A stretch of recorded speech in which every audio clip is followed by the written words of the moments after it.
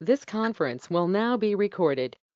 Hey, everybody. This is Dr. Doug Smith. It is time for our Monday through Thursday, 1 p.m. podcast. I look forward to this time every day.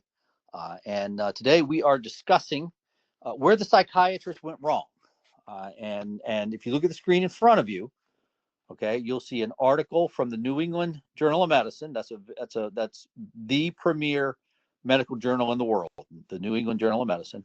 And there below it, you'll see a book called The Opioid Epidemic. And what I wanted to zero in on today are the authors associated with the article from the New England Journal of Medicine and with the book. And I want to point out that these authors are they're psychiatrists. And I think it's very important to look at the history of the psychiatrist. And most importantly for me, at least what the part that I found to be most important was when you look at the type of science that we do today. The type of science that we do today is called Popperian science. It's named after Dr. Karl Popper. And it's a method. It's how we do science. It's how we approach science. And fundamental to the practice of science is the understanding of what's called the line of demarcation. The line of demarcation. The line separating science from non-science. And Dr. Karl Popper was instrumental in helping us understand what is, and equally important, what is not science.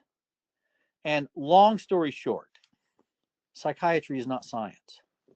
They want to pretend they're science. They want to portray themselves as science, but it's not science.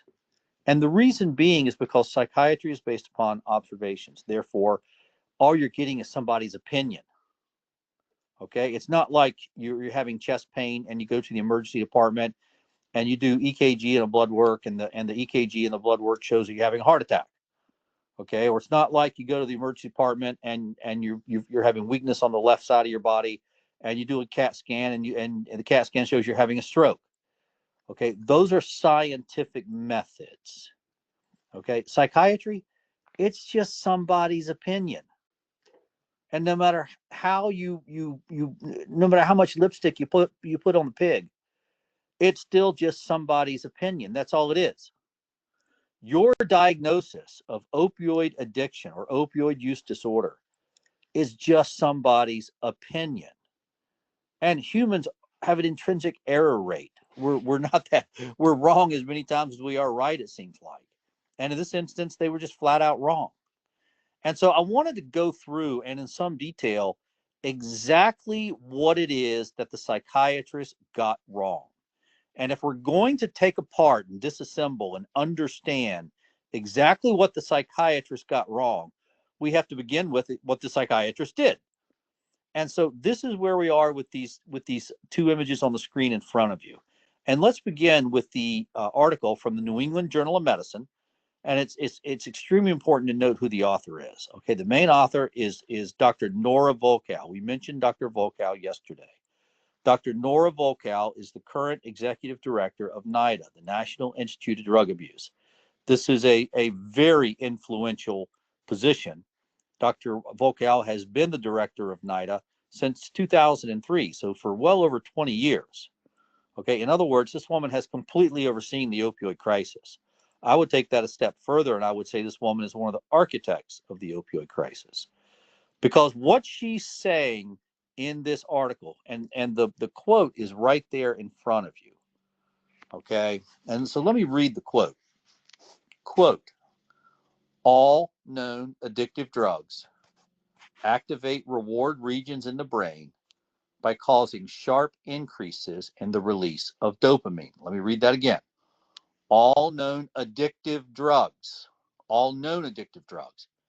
activate reward regions in the brain by causing sharp increases in the release of dopamine. Dopamine is a neurotransmitter. It carries signals between nerves. Okay, now it's pretty clear that the quote doesn't specifically mention the opioids, but it's implied. She's including the opioids in this, although I think by not mentioning it, I think she's kind of giving herself a way out once the truth comes out. She knows the truth. She knows the truth. She knows that this what she's peddling is garbage, but she's gonna maintain it to the end. When the truth comes out, you know exactly what she's gonna do. She's gonna retire. She's been there 22 years. She's gonna retire, and she's never gonna face the consequences for what she's done. But that's an aside. Going back to the actual science. So what she's saying here is that all addictive drugs share a common pathway. They all work in the same manner. When you take the drug, it causes a surge in this substance called dopamine, this neurotransmitter called dopamine, this stuff in the brain called dopamine. And when you get this surge is so incredible, so wonderful, so everything, so nirvana, that it hijacks the brain circuitry, takes over the brain circuitry, and now the brain is controlling your body, and you're just a drug addict seeking the next surge of dopamine. Okay, that's the brain disease model of addiction. That's the dopamine theory of addiction. And if you look down below to the book, the opioid epidemic. Now this is Dr. Ingrid Olsen, who she's one of the higher ups in ACE in uh, not in ASAM, but in oh gosh, where is she? Um, anyway, I'll think of it in a minute. The health and she's at she's HHS. Okay, she's part of HHS, and what she says here is very similar. So let me read her quote. Deep in the reward center of the brain of someone with addiction, an opioid causes, at least at first, an enormous release of the neurotransmitter dopamine. Let me read that again. Deep in the reward center of the brain. Now remember, reward center, that's the same thing that Dr. Volkow said. Dr. Volkow said reward regions, and Dr. Olsen is saying reward centers. Deep in the reward center of the brain of someone with addiction, an opioid causes, at least at first, an enormous release of the neurotransmitter dopamine. They're saying the exact same thing, although a little bit of difference. Okay, Dr. Olsen does actually use the term opioids, and Dr. Olsen throws in this thing at least at first. That's a hedge. Okay, these people know they're lying, at least at first. In other words, it was there, but it's gone by the time you measure it. Okay, these people know they're lying. Okay, they know this is a house of cards. They know they've built a castle on the sand.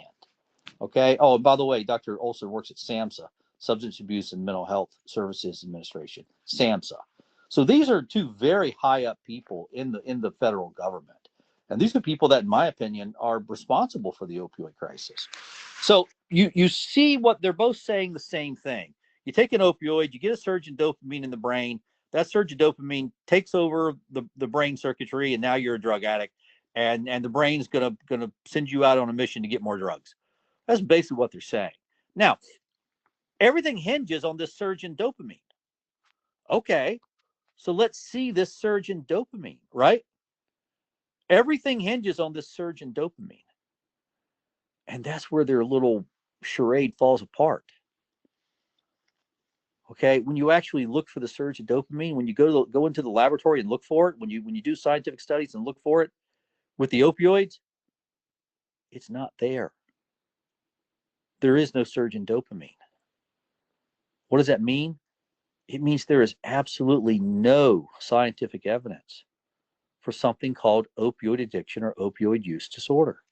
There's no scientific evidence behind the diagnosis. Okay, remember, it's just somebody's opinion, and there's no scientific evidence behind it.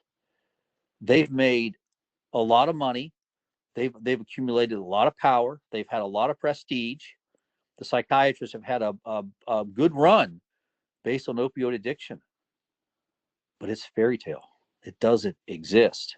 And we will look into this in more detail tomorrow. I don't want to run too long today. We're already, once again, a little bit long. So we're going to hold right here, and I want to get you all back here tomorrow.